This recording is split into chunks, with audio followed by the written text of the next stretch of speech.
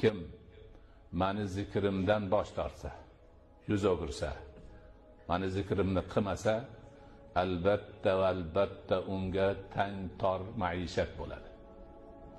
Bu dunyodagi hayoti faqat torlikdan, badbaxtlikdan, shaqovatdan iborat bo'ladi.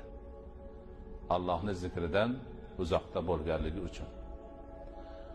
Bu dunyodagisi yetmaydi, balki oxiratda deydi Alloh taolo, biz uni ko'r holida tiriltiramiz.